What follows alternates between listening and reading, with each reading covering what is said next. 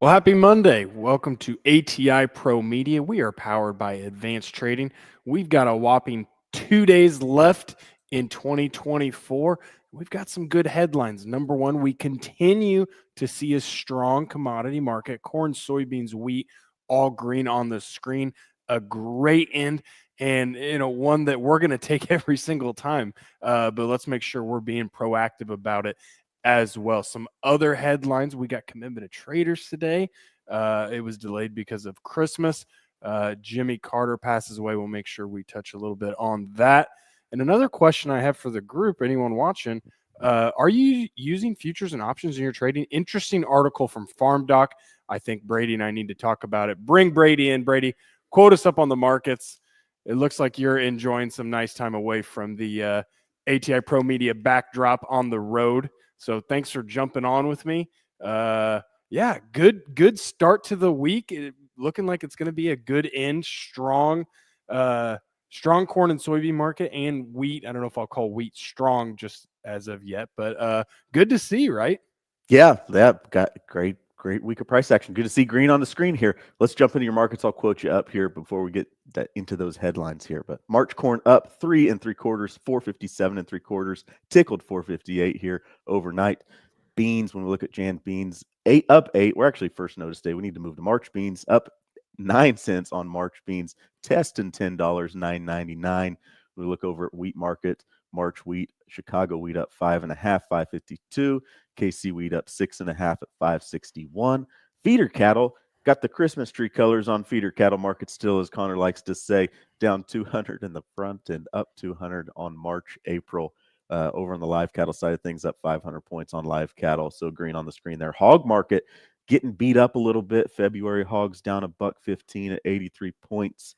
On your energy markets, crude's up 60 points, diesel up 6 cents, and nat gas is screaming higher, up significantly. I don't even know what percentage it's up, but 10-15%.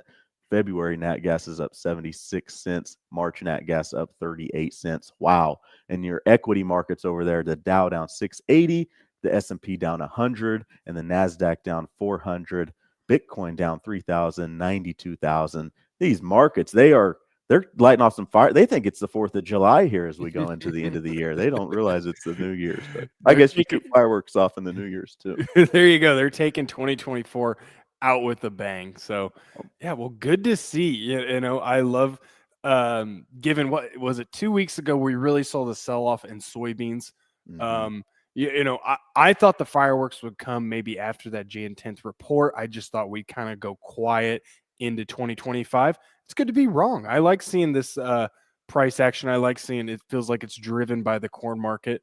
But we'll take it. So, Yeah, um, this is that kind of that market where you love to see it, but if you sold all your old crop grain before the end of the year, you're kind of kicking yourself maybe for yeah, getting a little too aggressive with that and missing out on some of this upside opportunity because most of that rallies in the front month on the March contract rallying up there, 458 there. Hopefully you got some calls against those old crop sales, but if you got some old crop left in the bin, we'll probably shoot out some recommendations here to the yeah, I premium think so. subscribers. What you Yep, think, Connor? Yep. yep. Markets have changed, but I don't think our plan has changed even from fall to now, right? And so, Yeah. yeah, interesting. You mentioned about the front month rallying because Joe, what was it? Hold up the fingers. That March D spread, was it a 4 cent inverse? Is that right? When you and I talked about a week ago, and now it is at what third?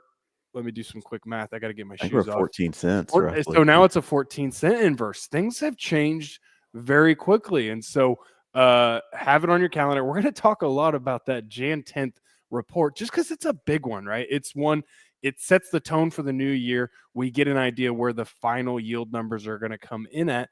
And so, if we get some type of fireworks, right, maybe the USDA decides to drop yield on corn or soybeans, right? It could be a good catalyst. I'm not putting all my eggs in that basket because when we're talking USDA reports, there's no correlation that we got to go up or down, right? It's a true 50-50, but going to be interesting to see.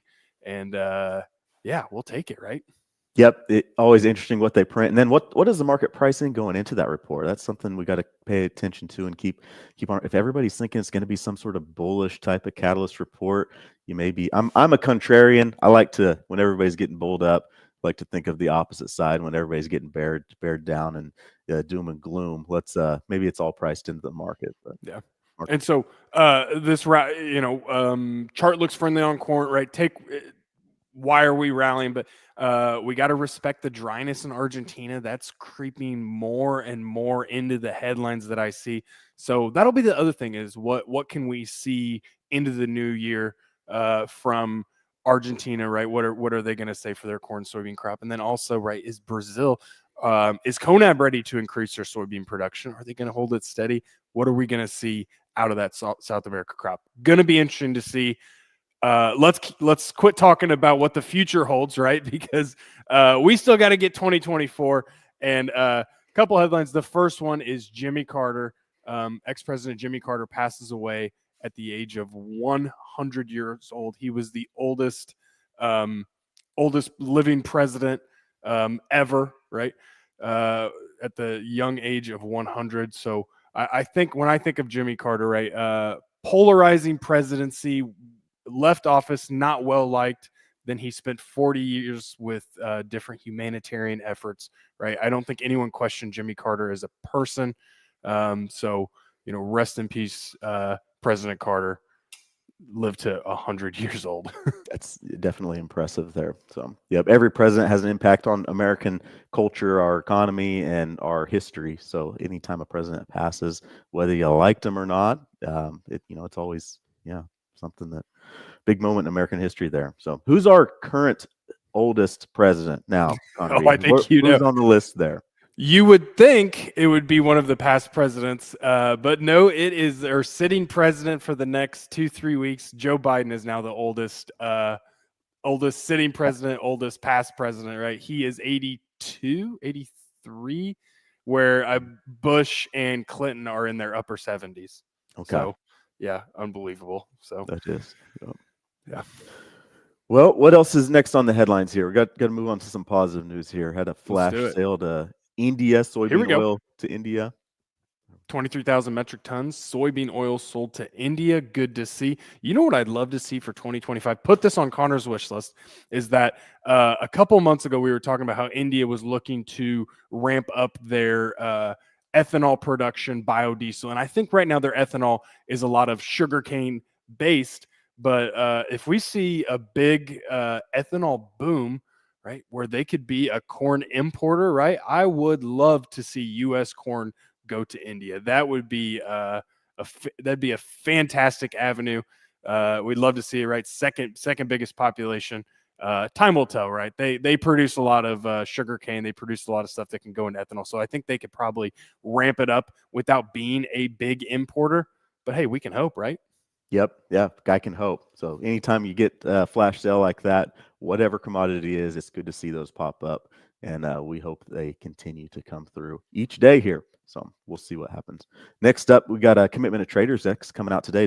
It's delayed because of the holiday week, Mm-hmm. and we'll have it delayed again this week because of the midday holiday or midweek holiday. But interesting, will be interesting to see where funds are at with their corn, bean, wheat positions, and then interesting where they're at in the meats as well. But yeah, and you got to think with the rally in the corn market that they would be piling into some more longs. But the most frustrating thing to me about commitment of traders data, Connor, is that it's a week old by the time you get it. Right. And I wish it just, I wish it was in a day, each day that we got a report on where everybody was at. I think in the 21st century, that's not too much to ask. That sounds reasonable to me. I think if we tell the story of 2024 as a marketing year, that's a big one for me. Is this fund positioning in the corn market? Right, we were short through the first half of 24. We got to where we were in record short territory in the middle of the summer, and now the narrative has completely flip-flopped, right? We're talking about how much did they add to their length on this COT report we're going to get out this afternoon, and just how quick that changes, right? When we're going into 2025, keep that in mind, how fast fund positioning can change, how fast these markets can change, right? Mm-hmm. Yeah, I always like to be kind of on the contrarian side there when I look at those extreme ends of fund positioning. But we'll see where they get printed today and get Hmm. that new data. Did we already talk about the January crop report? I see that's the next headline on I our think I've already mentioned it twice. So well, let's big go for a third time, right? 8 trading days though until we get to that report. So scratch that off on your list. If you don't count today, we got 8 more trading days until we get the big data dump of the January crop report, one of the biggest reports of the year. D1 stocks January crop report, 8 trading days away, Connor. Yep, we'll be talking a lot of a lot about that. I know leading up to it. Before we get to that one, Joe Brady, walk us through. Most cattle sale barns remain closed until next week. Yeah, you get into this holiday time frame, and there's just not much cattle moving. The auction barns close up shop and kind of take some time off for the holidays. So that impacts the data that goes into the feeder cattle index.